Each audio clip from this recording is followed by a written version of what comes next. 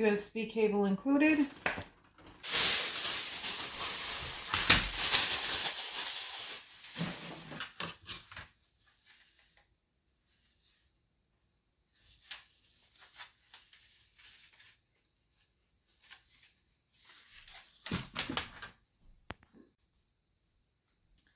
This is an anti-skid plate.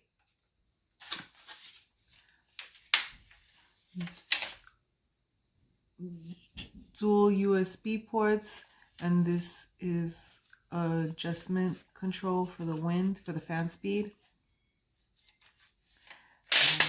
And then this is how it props up.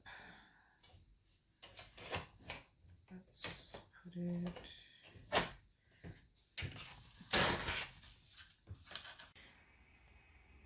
It's on right now.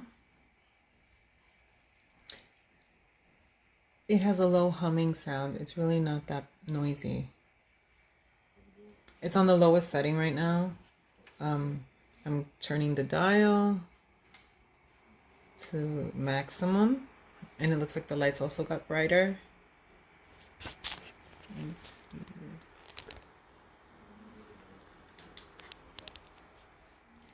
Yeah, the lights definitely got brighter with that.